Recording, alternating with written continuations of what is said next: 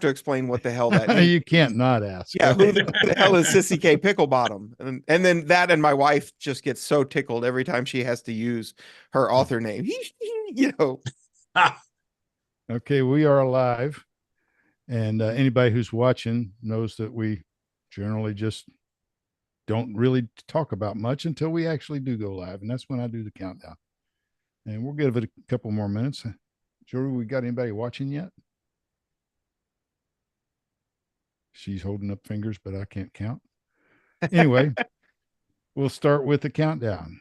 3, 2, 1. Good evening and welcome to TalkWrite. I'm your host, Wayne Stennett, and tonight we got a really cool show. My co-host Nick Sullivan just walked in the door. He's up in Tennessee. He's up in Tennessee to me, down in Tennessee to him for the holidays, and he's doing a remote broadcast. So, Nick, why don't you take over and introduce our special guest? All righty. Well, hello from Tennessee. Happy 2024, everybody. And let me see. Our guest here is Damon Courtney, creator of BookFunnel.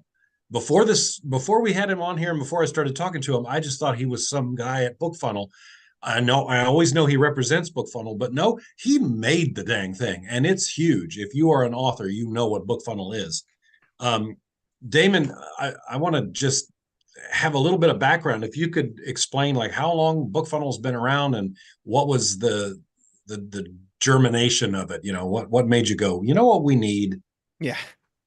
So we started, we just passed 8 years in October so we opened our doors in October 2015.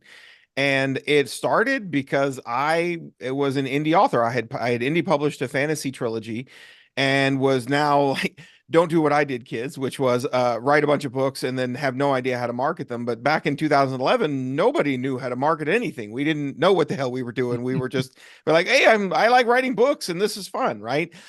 So I had published my fantasy trilogy and I was starting to learn the marketing aspects. And the sort of gurus at the time, which, some of them are still talking today, and some of the advice is still the same, which was like, oh, you really should build a mailing list. Like you should be able to communicate directly with your readers. I was like, oh, that sounds like a good idea. How do I do that? They're like, oh, well, you offer them a free short story or something. You let them have it for getting on your list. Okay, that sounds like a great idea. How do I deliver that to them? Oh, you just email it to them. And you're like, but how do they yeah. And if you were there back in those days, you would be laughing like Wayne is. Because I immediately tried that, and I'm a pretty techie guy. So I already knew how to get books to my Kindle using Send to Kindle. That wasn't a complicated process to me, but I immediately recognized this is not going to be something that your average reader is going to be able to do. So I set out. My wife would be fond of telling you that I think I can solve all problems with software. But in this case, I was actually right. I was like, no, I think I can solve this problem. I think I can make this work. So that was really the germinating idea of BookFunnel, was just like, okay, I want to give away a thing. I really just wanted to give away my reader magnet. When we started, that's all I wanted to be able to do, was just put my reader magnet into the hands of readers and have them be able to get it onto the device that they're already reading on, or the app that they're reading in, and actually be able to read the book. Because I could see like, oh, well, if I give you the short story, but you can't actually get it to your device and read it, that's not going to help me sell more books later, right? So I built the initial idea of BookFunnel, and we launched in 2015. And then from there, we just started adding features that our authors were asking us for. Authors were emailing us and saying, hey, I'd like to be able to deliver my advanced reader copies. And we were like, oh, well, the way that we're doing that now, the core delivery process of just helping readers get the books to their devices, that part was fine. That was sort of the underpinning of it all. But, if you're delivering ARCs or advanced copies, you're doing something a little bit different. You don't want those to accidentally get into the hands of other people. Eventually, I tell you, since our topic today, we're talking about direct sales, but that was the first feature request we got. We'd only been open for a week, and people were like, well, can you deliver? I'm thinking about selling direct from my website. Can BookFunnel deliver those? And we were like, we just opened a week ago. We don't even have a lot of this stuff worked out yet. So we're still working on it. And then we started, the second feature request we got, by the way, was for audiobooks. It was like, we haven't even figured out ebooks yet. So all the features that we've built in the 8 years since have really all come from our authors, and authors saying, we're indie authors. We need to be able to do this. And BookFunnel we would say, my wife and I would sit down and say, oh, we can build that. Like, I think that's something that we could build that would be really helpful. But it really all came because I was an indie author, and by then I was fully steeped in the not just the self-publishing side as an industry, but as a reader. I read so many authors who are indie authors now. And so I had a really strong, I've been a lifelong reader. I have a vested interest in making sure that authors are out there doing the best things that they can to get their books out into the world so that they don't stop writing, right? Back in the early days, it was really common to start reading some great, amazing author's book one, And then only they to find stop. out that that was the only Yeah. book you ever got. They never wrote another book probably because they couldn't figure it out. You, They you couldn't know figure what's out. really you know what's really cool? Reading a really, really good book is one thing, but when you're reading a really, really good book that you know the person personally who wrote it and you know what their motivation was, Mhm. that's what's really cool. I've read every one of Nick's books. He's read every one of mine aloud. uh, we have a little group and we've all read each other's books, and it's really cool seeing what everybody comes up with. Well, and it's But so interesting, like when you meet somebody, because I go to the NINC Novelist Inc. conference every year, and I go to the 20 Books conference, which is now Author Nation in Las Vegas. And there are several others that I go to, but I'm a fantasy reader. I'm a fantasy writer and a fantasy reader. I dabble, as all fantasy readers, I dabble a little in science fiction, but for the most part, I read epic fantasy, dragons and wizards and elves and all of that sort of stuff, right? And it's fascinating to me when I meet a fellow author who writes in fantasy and they're telling me about their books. I'm like, oh, that sounds really interesting. And I go in to read it. And it's so crazy to try and square the person that you met and then this with book what that you're you're reading, reading. And it's just yeah, like, man, this book is fantastic. Like, I had no idea that the guy that I was talking to or the girl that I was talking to is this damn good. And then you're reading the books and you're like, man, this is good stuff. That actually happened to me. So flying back from NINC this last year, NINC is in September. And in September, I actually bumped into in the airport as we were going to NINC, Andrew Cobble, who writes under the pen name, the fantasy pen name AC Cobble. I knew that he wrote fantasy. I didn't really think much about it, but he is also from Houston. I'm down in Houston, Texas, and he's from the same area. There's another fantasy writer who lives north of us and named Michael Manning. He was also on the same flights going out to NINC when Andrew and I were. So on the flight back, we all three were on the same flight back, right? And we'd hung out a little bit and talked at NINC. And as I went to sit down, I had the seat next to Michael Manning. He had his Kindle out, he was reading, and I was like, oh, hey, what do you, I'm reading a book, but I know that I'm about to finish the book that I was reading. And so I was like, oh, hey, what are you reading right now? He goes, oh, I'm actually reading Andrew's book. And he like points to the back where like Andrew has a seat behind us somewhere. I was like, oh, is it good? He's like, oh yeah, it's really good. I'm on book 3 of the it was the Benjamin Ashwood series was the name of the series. And it was actually Andrew's first series, the first one, the series he first published. And he said, yeah, I'm on book 3. It's really good. Oh, so I pick it up and I grab the first book. Well, when I finished my book on the flight home, I started reading that.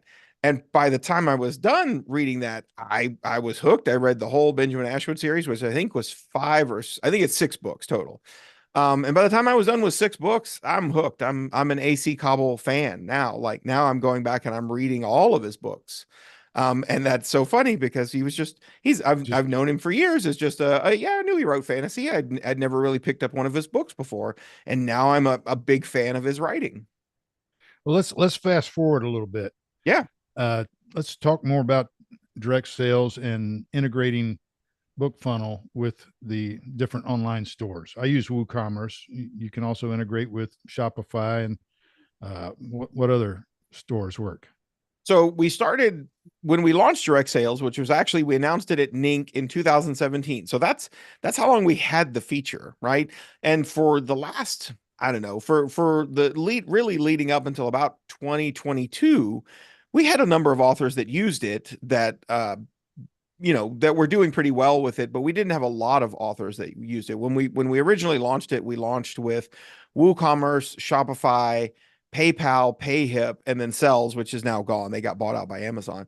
And then later we added Gumroad, Thrivecart, and there's probably another one that I'm forgetting. So we integrate with about 6 or 7 different sales platforms now So because they just each about do any platform that any author could be using. most of the ones that you're going to want to use, right? It typically the two biggest ones really comes down to Shopify and WooCommerce, and it's kind of how indie do you want to be, right? So WooCommerce is very much the it's WooCommerce is a plugin that's built on top of WordPress, and so you're going to do a lot of the work yourself. But if you really like owning everything on your website and everything belongs to you, then Exactly. WooCommerce is the way to go. Yep. Shopify is kind of is the more integrated solution, but it's also going to cost you a lot more money, right? Shopify has a monthly fee, whereas just installing WooCommerce on your WordPress really isn't going to add any monthly cost to you if you're already hosting your a WordPress website somewhere. So those two are the biggest. We support all those other platforms that I have, and we have a number of authors that use them, but the two biggest ones that we see are going to be WooCommerce and Shopify. And when we launched that for the last several years, we really didn't have, we had authors that used them really effectively, but not that many. And then sometime around really January of 2022, direct sales just started taking off in the author world consciousness. Like for the longest time, it was sort of the niche, like only a few authors did that sort of thing. And then I, I I don't know why, but my guess is that as we were coming out of COVID, a lot of people were just looking around and going, maybe, maybe I need to try my hand at getting my books out there in other ways and trying other sales opportunities because this whole thing is just really scary, right? Just like setting aside the actual, virus and pandemic and all that stuff. If you really just look at the holy crap, the world just kind of went crazy. And as we started to come back down, I think a lot of people were just sort of nervous about what their future might look like if they don't own at least some piece of their destiny. And to me, that's really where direct sales takes you, is that if you can, and Wayne and I were talking about this before we started, it's like it's hard. It's hard to get readers who are trained to buy all of their books from Amazon or Kobo or Barnes and Noble or wherever they get them from to say, no, no, no, no, no, come over here and buy them from my store. You can come and buy them direct from my store. And it's hard to retrain readers into that process.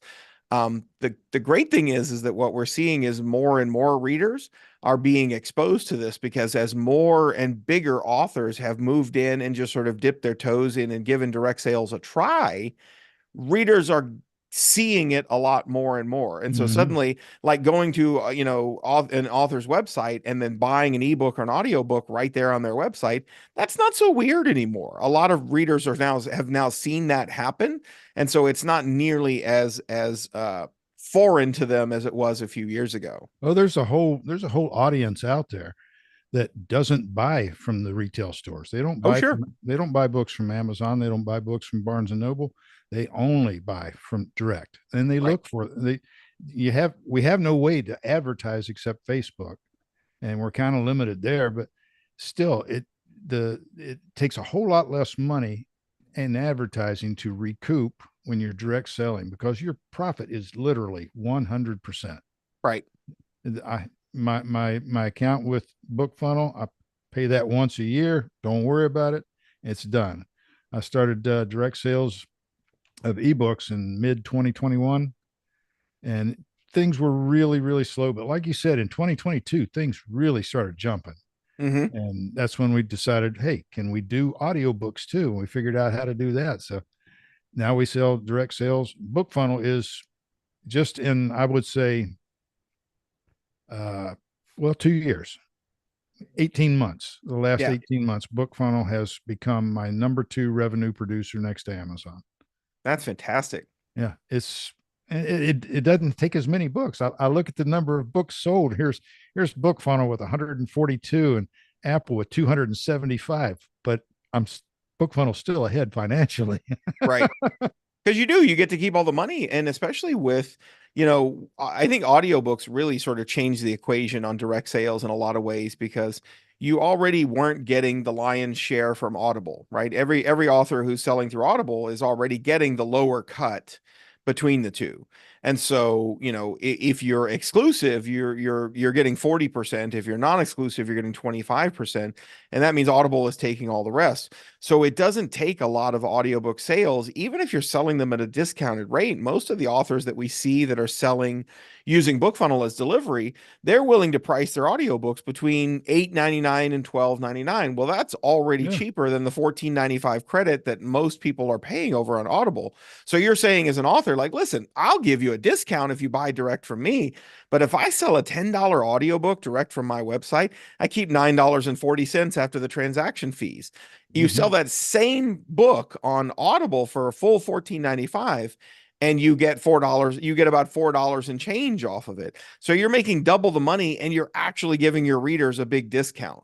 So that, like, ebooks have always been mostly fair, right? Amazon taking their 30% cut of an ebook sale is, most authors are like, that seems fairly reasonable, right? A retailer taking a 30% cut of your sale. But just when you throw audiobooks into the mix, yeah, it just doesn't take a lot of sales to match the revenue. Now, you may not ever get as many sales directly from your website as you would have on other retailers, Yeah, but you but don't it need doesn't take nearly as many to match nearly the as many. revenue. Especially like you said, especially with the audiobooks. I price mine at my highest price audiobook is $10.99 because if somebody on who subscribes to Audible already used their $14.95 credit to buy somebody else's audiobook, they have to spend $11.95 to buy another credit. So my book is less than my audiobook's less than that by a Yeah. buck, you know, and you get another 10% off. So, and there's so many different things you can do direct selling that you can't do with, through a retailer. Just the exposure, you can give books away.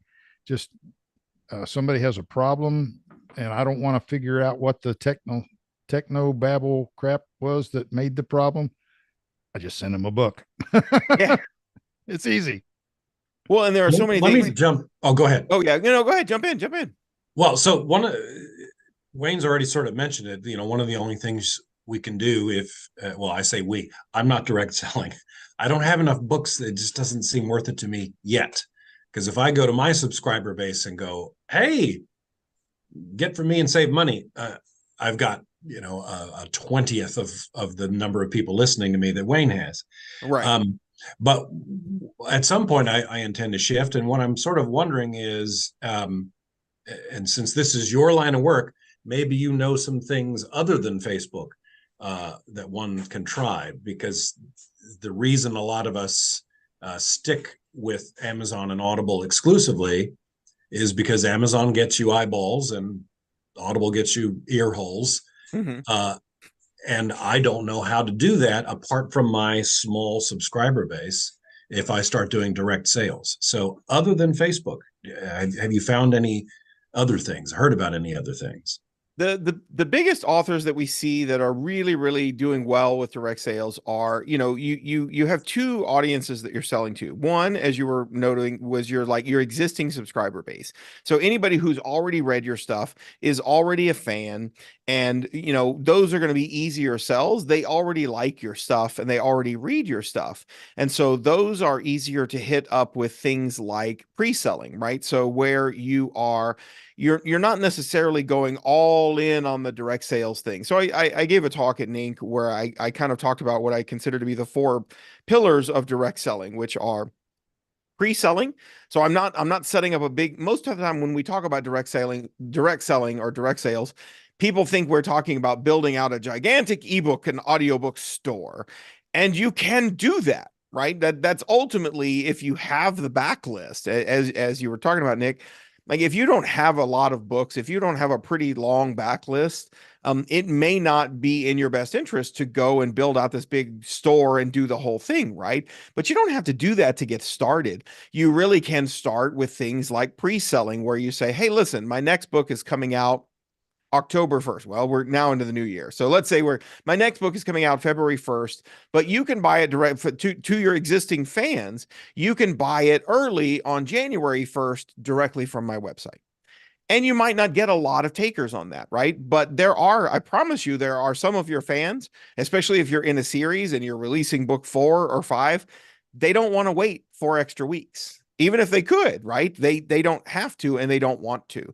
This is what we see a lot with authors on Kickstarter, right? So the first Kickstarter campaigns that I saw for fiction books more than 10 years ago were very, very different than the Kickstarter campaigns that we see today. 10 years ago, what we saw were authors like me who had that first book written and needed to get a book cover done, and it was going to cost $400 because I'm in fantasy, so we have to have somebody hand illustrate a cover or whatever, right? Or I wanted an editor, right? I used an editor on my series because I didn't know anything about writing. I wanted to be better. Well, editors are not cheap. We're talking about like developmental editing is not, it's not cheap. And so the Kickstarter campaigns that we saw 10 years ago were people who are like, listen, I need $3,000 to produce this book, to edit it, to put a cover on it, to do all these sort of things. What we see now are really just authors using Kickstarter as a pre-selling platform. Listen, I've already got the book done, cover's done, edit's done, like the book is finished. I'm just offering you the opportunity to buy it early before it comes out, in a month or 6 months or whatever. I'm actually one of the biggest fantasy authors that I'm a huge fan of.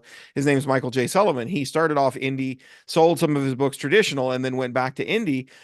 He now launches every one of his new books on Kickstarter. His most recent Kickstarter, keep in mind, I'm going to give you numbers, but please don't let these discourage you. He's been doing this for a very long time, and he's built a really loyal audience, like of people like me. I'm a super fan of Michael J. Sullivan, right? He launched his most recent Kickstarter, which was the third book of a trilogy that he was finishing, but it did over $380,000. And the biggest thing that you get is you get to read the book 3 months before everybody else does. Like as soon as he's done and the edits are done and the book is polished and the ebook is ready to go, I got my copy. And then everybody else, it might be on Amazon now, but everybody else has to wait. Well, I'm a fan. I don't want to wait. And so I want to get it early. So pre-selling is we're seeing a lot of authors, even authors that are all in on Kindle Unlimited. You can still do pre-selling until the day that you push the button and put that book into KU. It's still your ebook to do with what you will. So well, I did see something. That's what I was going to ask. And I imagine if you're selling direct, that's the case. But there was someone recently, and several people echoed this, had happened to them too, where they put something up for pre-order on, I think, Barnes and Noble or Apple, and Amazon saw that and told them no. That you can't do. You cannot. So when you upload your book to Amazon, you can check the box that says, yes, I want to enroll this book in KDP Select, which is Kindle Unlimited for everybody else. Don't check that box. There is absolutely no benefit in checking that box before the day the book is released, because you can put up pre-orders, but people can't pre-add a book to their Kindle Unlimited library until the day that it's actually released. So what we tell people to do is don't check that box. For safety's sake, I would say check the box, pull your books down, and then check the box to enroll it in KU the day before actual publication, because sometimes the Amazon machine is not instantaneous. Although I've generally found that if you check the box to enroll in KU, they will enroll you in KU very quickly. If you check the box to unenroll it, they're a little slower on that side, right? But what we recommend, especially if you're doing pre-selling, is you don't check that box, because there's really no benefit to checking that box before the day of release. Now, once the book is released, you pull it down everywhere else to make sure that you're not selling it anyplace else. And if you are putting it up on retailers, if you're selling direct from your store, the minute you pull the page down from your store, that's it. The book's no longer for sale. Yeah. I mean, like instantly. If you're putting it out and you want to let people buy it early on Apple and Kobo and Barnes & Noble and other places, you need to pull those down several days before the release, because it sometimes takes a day or two for their machinery to pull all that stuff down. I would recommend not doing Kobo at all. Oh, really? Do they take too long? Well, Kobo's international stores sometimes take weeks or months to pull down. So I do just Amazon, Apple, Barnes and Noble, and my own store. And then 2 days before the release, Apple and Barnes and Noble come down, and the night before the release, my store comes down. It goes right into KU. Everybody's happy, and I've made quite a bit more money from my direct sales than I would have had they pre-ordered from somebody else. Right. And to your question, Nick, You absolutely don't. If you check that box, let's say you upload your book and you've got a 3 month pre-order, right? If you check the box right then when you upload the book, you are technically enrolled in KU. You have agreed to exclusivity, even though you're not getting any benefit from that for 3 months, because the only time KU kicks in is when the book is actually published and available for everybody to read. So This just this don't sounds check like that box. advice everyone should be taking, Yeah. regardless of what they're doing. If there's no Yeah. reason, and as you say, it happens pretty quickly. So you could check the box the day before the release, or would you recommend 48 hours, 72 hours? I wait I don't know, until the Wayne. morning of Yeah. Morning of. that way Okay. the pre-orders, they all go out basically the day before, most of them. And then from midnight to 5 a.m., there might be a few sales.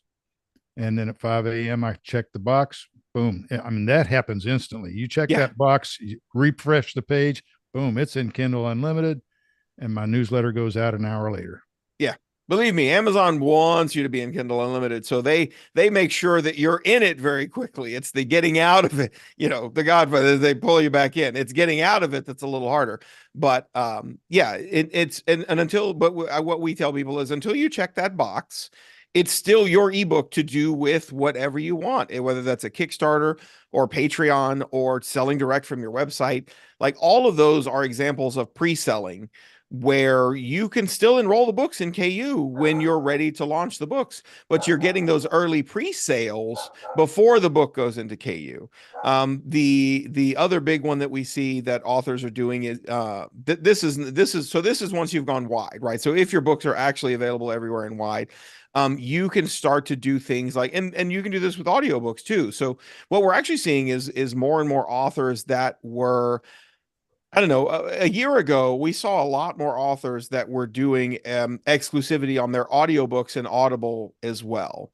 But given now that selling direct is a lot easier to do, at least on the audiobook side, we're seeing more and more authors who are eschewing the exclusivity on Audible, and they're taking that 15% cut on their revenue because they're actually doing better sales direct. Not everybody. I don't want to make it sound all rosy like direct is amazing. It's hard work. And the reason is you need to have at least some existing audience if you're going to sell to that audience, or you're going to have to pay money to run Facebook ads, right? And those are you actually can run BookBub ads as well. They're harder to dial in from my experience and from the experience I've seen from other authors. They're a little harder to dial in, but there are a lot of readers over there that are listening to audiobooks that are pretty audiobook centric. What's nice about that is that, again, you don't actually have to sell that many audiobooks to make a really good revenue and even to make really good profit, because audiobook listeners are already used to paying more, right? Ebook readers have, I hate to say it, but we indies poison the well in some ways, in that like they're used to now getting their books for $1 or less. And so, you come in with your $4.99 or heaven forbid your $6.99 ebook, and people are just like, oh, $6.99. Whereas in the audiobook world, like they were used to paying 25, $30 to get an audiobook. So here you come on your website for $9.99 or $10.99, and they're like, holy crap, you can buy I can buy this whole audiobook for $10. Yeah, I'll take that. Right. And so once you start doing advertising, whether it's through Facebook ads or even if you're just hitting up your existing mailing list, you can get a lot more traction on that, because audiobook listeners see $10 as a deal. Whereas if you try to sell an ebook for $10, most readers would think they're getting ripped off for $10.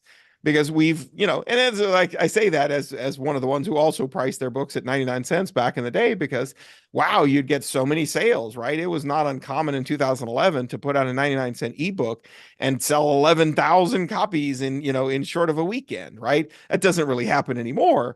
But readers are more used to getting ebooks at a lower price now.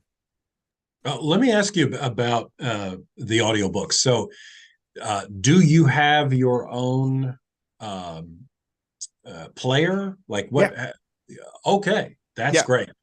Because So Findaway's Authors Direct has blown up, and that really only And leaves Shopify. I've had a lot of listeners email me and say that the book funnel player and the whole book funnel experience is even easier than Audible.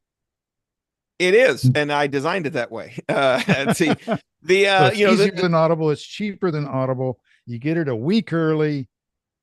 What again is the problem? right. So Well, they're all now here's a question. Could you do what you were talking about with the ebooks on Audible if you do an initial, get it all done, especially when I narrate my own books. So the audiobooks are done super early. yeah. I could conceivably, I guess, put it up for sale to my own peeps for Yeah. a week and then go into Audible ACX and go, all right, I have a new project for you, and it'll be exclusive. Oh Sure. yeah. The There's exclusivity nothing wrong doesn't with look that. backwards, I'm guessing. It No, looks No. current and it's forward not exclusive to them until they get it. until you pull. Okay.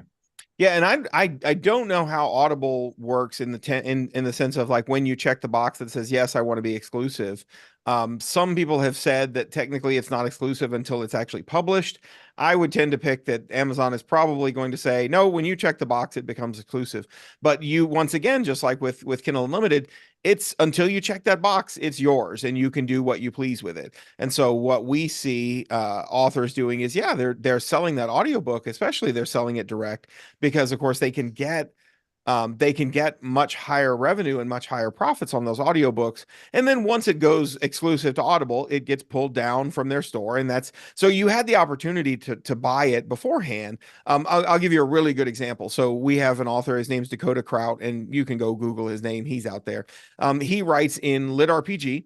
And he has a company, Mountaindale Press, where they publish his books, but they also publish other lit RPG authors. But what they do now with his books is they started selling direct in January of 22. So they've been doing it now for 2 years. And the way his release cycle works is like this. Let's say the book is going to come out March 1st, right? That's when the book will be in KU and exclusive to Audible, right? So on March 1st, that's the day of publication. 4 weeks before that, on February 1st, let's just use monthly calendar. On February 1st, you can buy that book directly from mountaindalepress.com. So if you want the book 4 weeks early, you can go buy the ebook and the audiobook or the bundle of the two. You can buy those directly from the website. 2 weeks before that, so in this case, in our example, in mid-January, his patrons on Patreon get access to the ebook and the audiobook. So his biggest fans, the ones who are patrons of him on Patreon, meaning people that are paying $5, $10, $20 a month just to be part of Just to be his part of the world. in crowd. Yes, just to be part of the crowd. Those people get it 6 weeks before everybody else. And that's a really sweet deal because there's a lot of FOMO, a lot of fear of missing out. And people are like, oh, yeah, don't spoil it. Don't spoil the new book. Nobody talk about it yet. I haven't got it yet. So there is a lot of that. Well, no, I'm going to be part of the crowd and I want to get it 6 weeks early. So that is their release schedule. And if you actually go to mountaindalepress.com, you can see they have a calendar there that's it's just a list of when books are going to be coming out, but it will say like October 1st, book 7 will be available from Mountaindale Press. November 1st, a cool book, idea. book 7 will be available on Audible and Amazon. Like they show the schedule of when each book is going to be released and when it will be available on which platforms. So that if you prefer to have your books on Audible and you really just you don't mind waiting the 4 weeks, you'd rather just make sure that all of your books are in your Audible app, fantastic. They will be released on this day. But if you want to get it 4 weeks early, it will be available from Mountaindale Press right here for 4 weeks before everybody else. And by the way, it's already been released to my patrons on Patreon. So, if you really want to get it early, you should go follow me over there, right? And I thought that was a brilliant system. It really it hits all of the sort of people in the reader journey, right? People join, people discover your book, they pick up a book and they go, oh, that's pretty good. Like this author's good. I start reading it. It's a good book, right? That person is a reader. They're reading your books and they like your stuff. Then, they finish book 1, maybe they pick up book 2. And then by the time they get to the end of book 2, for sure, by the time they get to the end of a third book, they're a fan. I'm a fan of this writer's work. I really like their stuff. I'm going to go see what else they've got. I'm going to pick up more of their books. But ultimately, we want to get them to super fan, which is the person who is going to back all of your Kickstarters, who's going to buy everything you publish until the day that you stop publishing. and and talk about you till the day they die. and evangelize you to Yeah. other people, right? You know, if you've ever heard of the thousand true fan theory, it's not because a thousand which the theory basically just goes that every artist just needs a thousand true fans, and it's not because a thousand true fans are gonna make you a living. If you wrote books really fast, you could make a living on a thousand, just literally just a thousand people buying your books. It's not that those thousand people are always going to buy your books. They will. Those thousand people will buy your books, but those same thousand people are the ones that are going to go out and tell everybody that they meet that you like mystery thrillers. If I got the author for you, you're going to love this, right? Those people are going to go out and evangelize you to all the other readers that they meet. And that is how you're going to make the living. So we want to move those readers along that journey from reader to fan to super fan, because we want the super fans, the people that are on Patreon. I'll give you another good example. Lindsay Baroker writes fantasy science fiction. She has a Patreon. She only uses her Patreon to pre-sell her books, right? So she's not over there posting daily blog posts about writing sprints and stuff like that. She the only time she posts is when she has a new book available. But if you go look at her Patreon, she has readers that have pledged. I think she's a little over $3,000 every time she publishes a book. So Patreon lets you do two different ways. You can have a monthly, which is somebody can pay you like $5 a month every month, regardless of your publishing schedule. Or you can say, no, no, no, I want $5 every time I publish a creation, which in her case is every time you publish a book. So she's charging you $5, and it's the same $5 that you're going to pay if you go buy the books when she publishes them on Amazon or whatever, right? So she's not charging you any more money. She's not even giving you a discount. She's just paying $5. But she's sitting at like $3,400 every time she puts out a new book. Those are fans that have signed up to buy Lindsay Baroker books before they even know what the book is, right? I know everybody knows about Brandon Sanderson's Kickstarter that he did Oh last my year, gosh. which How much did that make? $41 million, right? So God bless. None of us are going to be Brandon Sanderson. But what I found really awesome about that, I say this, I'm a Brandon Sanderson super fan. I absolutely backed that one all the way to the top, right? I got all four of those books, beautiful hardbacks, the most beautiful hardback like books that I've ever seen in my life. They're incredible. But what was crazy about that, and what people didn't see, or what publishers didn't see, was it wasn't just that there were four Brandon Sanderson books that you were pledging to buy on Kickstarter. It was four secret books. We don't even know the titles. We don't know the characters. We don't know. We know they're going to be in his world of the Cosmere. That's all he gave us, right? And yet people were like, "Shut up and take my money." Like, I will give you hundreds of dollars. I don't even care what the books are, right? Those are super fans. Those are the ones who will buy your next book. Hey, I've got the next book coming out. What's it about? Does it matter? No, it doesn't matter. Here's my money, right? And that's where we want to, that's where every author would love to get to, right? And those are the fans who, the way that Dakota has set up his sort of publishing schedule is those super fans, the ones that are over there on Patreon that are literally paying $10 a month just to hang out with him. Those people, they get it first. You're going to get it before everybody else. And if you're not So part of the Patreon, no, go ahead. here's a big question, because what you're talking about, the super fans, and that they'll sing your praises. One of the best ways with someone like myself with a smaller list, and is for those super fans to go give me fantastic reviews. Sure. On Amazon or Audible or Chirp or Goodreads even. Ugh. But anyway, Is right. how does that happen if they're buying direct? Can you put Uh, reviews on, like, can people go to your direct thing and you actually have your own star system? Do they go over and do unverified reviews on Amazon? I don't think they can do them on Audible at all if they get your audiobook somewhere You can else. do them. You can do them on Audible. So you can actually. So most of the platforms like WooCommerce is on WordPress, and WordPress has plugins that will let you allow people to drop reviews onto your site. I know that Shopify has a number of them, and they work really well. The beautiful part about that is that on when you're selling direct, one of the biggest benefits of, I know we've talked about the money, and the money's great. Don't get me wrong. We're not dismissing the money that you get from selling direct. It's a big part of it, but more than that is the data, knowing who your buyers are, and you control every pixel on that page. So if I make a page for one of my books, let's say I put up one of my audiobooks, I control everything on that pixel, right? Every pixel on that page, which means that I put in a review plugin. And then somebody comes and leaves a really crappy review. Not an honest 1 star, I didn't like this book, but somebody just comes and bombs you and leaves some crappy review. I just go, delete that review. I don't want that review to show up anymore.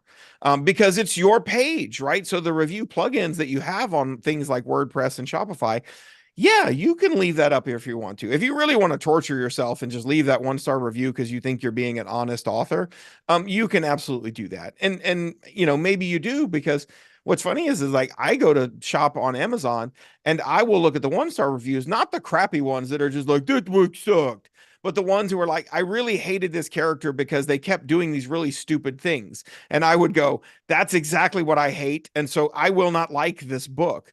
But sometimes I'd read the 1 star reviews and goes, oh, there's too much magic in this book. It makes it feel unrealistic. I go, that's the book for me because I love magic. That's exactly why I want to read it, right? So when you are in control of the website, yeah, you can absolutely set up plugins for people to leave reviews on the book on your website. You can also go say, hey, I would love it if you'd go leave a review on Goodreads. Or you can say they can go leave an unverified review on Amazon and leave it over there. Or BookBub, you can leave reviews on BookBub. You can leave reviews on Kobo. Really, Audible is the only one that won't let you leave a review unless you've actually purchased it. But what's crazy is that we have seen readers who, especially when they're your super fans, who will buy direct from the author and buy the audiobook for $10 and then still turn around and buy it again when it comes out on Audible because they want all their books in one place. They want them all in their library. And if you're an audiobook listener, you're already paying like money, right? You're paying real money. And if we're in KU, you can, for $13 a month, you can just read the smorgasbord of all the books you want to read. Audiobook listeners are used to paying for their books and they're fine with that. So, Dakota has found a lot of his readers will buy direct because they wanted to get it 4 weeks early. And then they'll still buy it again when it comes out on Audible because they want to have all their books in their little library tucked into one nice little place. So his readers will go and buy it again and then go leave their review. And then sometimes even mention in their review that they read it 4 weeks ago because they just want to like stick their finger in the eye early. It's such a funny mentality, but it's true. I remember when the Harry Potter books were being published, and I remember book 4 was like the Goblet of Fire was when it had really started to take off.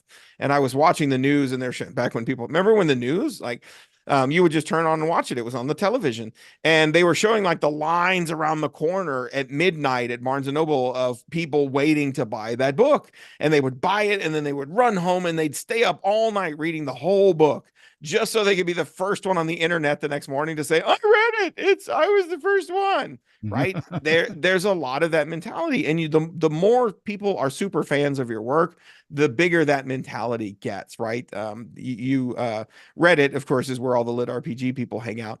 But if you go into lit RPG, Reddit subthread, you will find a lot of people in there talking about, oh yeah, I already read that book. I got it direct. I bought it direct and I've already read it. Already listened to it. It was amazing. And people were like, what? I didn't know it was out. I haven't seen it yet. Oh, you can only buy it from his website. I got it from his Patreon. Like there's a lot of that mentality, but isn't that what we want from our readers, right? That's exactly what you want. Well, we're 15 minutes into overtime. And Greta I was going to ask about taxes, but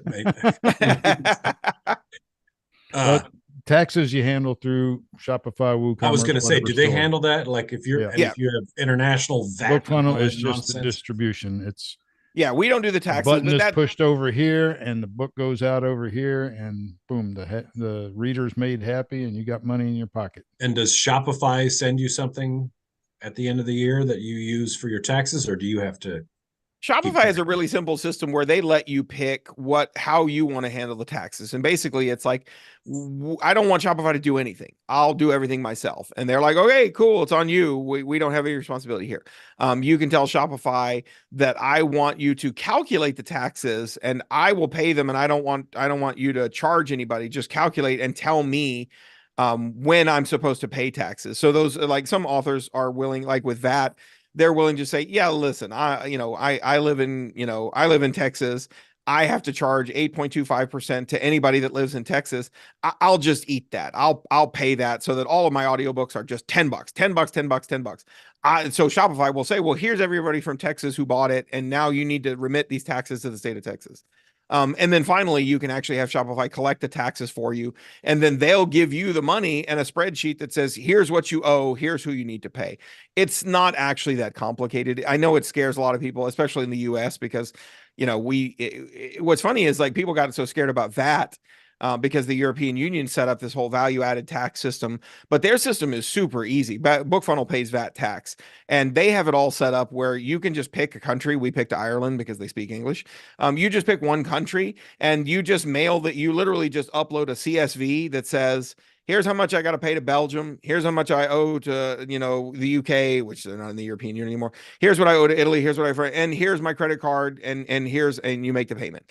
In the US, we don't have that. We have 50 little fiefdoms that everybody has to pay kind of differently.